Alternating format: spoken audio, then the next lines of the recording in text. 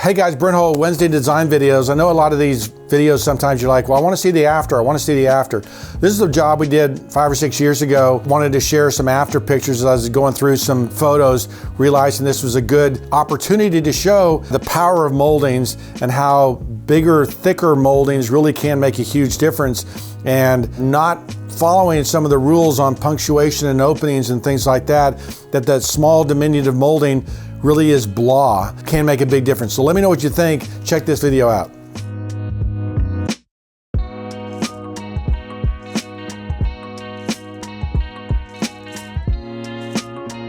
This is a house in Nashville that we did a room, and I wanted to show you before and after. What you should see when you see this, just how simple and maybe unadorned it is, even though this is a fairly high style. Essentially what this exercise was how to elevate an entry. Okay, so this is the entry hall in a nice southern house that needed a little more presence, a little more oomph. And so what we did was we panelized this room. We took a room that really had no architectural detailing, and you see it in this plan here, that there was the front door, there's that arch that we fixed, here's the other walls. There is really no elaboration or architectural guts here. It's just very simple profiles and very simple details. Look at these walls. So very small trim, very simple crown, very simple door casing. So there's not stuff going on. What we did was we panelized this entry hall, and we basically set up a hierarchy story using moldings. And this is that arch before. Notice that the base is fairly simple. The crown kind of wraps up on the wall. The door casing is about 4 inches wide, but it isn't very deep. It's pretty and it's nice, but it's not as elaborate and pretty as it can be. And so what we did was basically we panelized every wall of that deal. We established a low chair rail height. We paneled the top and the bottom. We added a keystone. And really the magic in this thing happens with the moldings, because if you just look at these moldings, you see that we've got the existing over here in red, and then the proposed that we ended up doing. You look at the existing door casings, about 4 inches wide, 1.25 inches deep. We went to 1.75 inches. We added 1/2 inch, but that really, and we added some length too, some width too.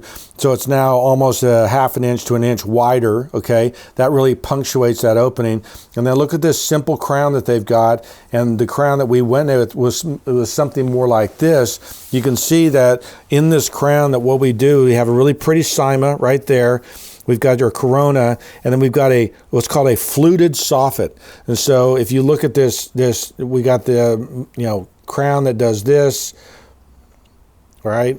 Our corona comes down, and then this up underneath here is actually maybe a reeded soffit. I can't tell whether we did reeded or fluted, but basically we did a fluting detail in here before it comes back down here, and you see this bed mold. Okay, so that's our cornice system in here. That's what's going on in here, and it's really a pretty and a fun detail.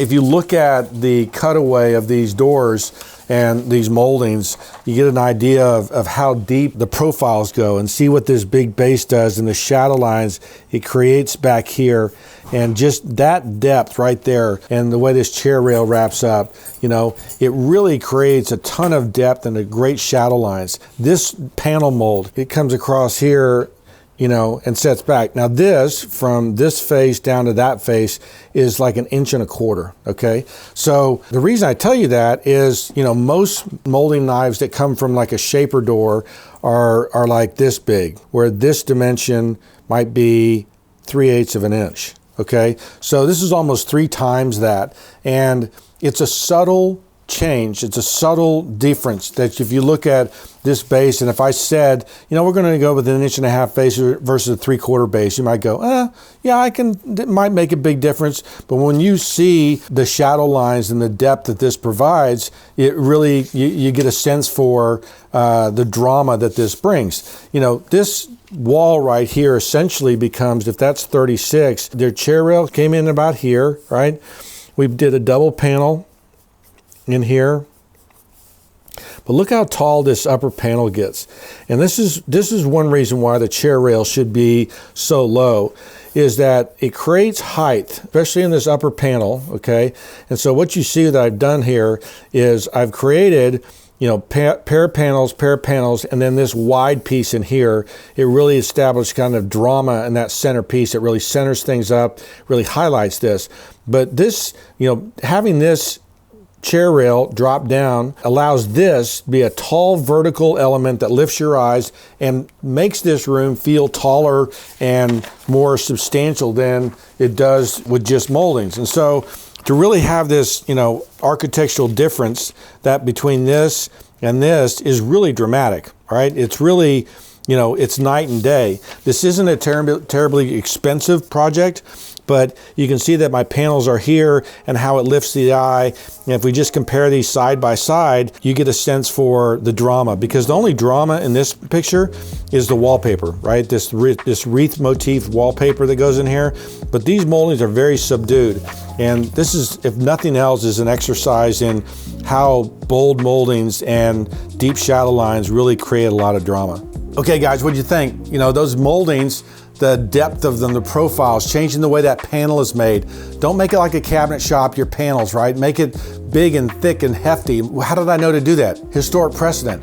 Understanding how things were built historically and then putting it into that space, right? Really changing the hierarchy, that was the most elevated room in the house, that you come into this grand entry, there's a parlor on your left, there's a library on your right. Really does communicate a sense of presence and a sense of place. It makes it feel substantial and better. So let me know what you think in the comments. I read them all. I'm Brent Hull. Thanks for watching.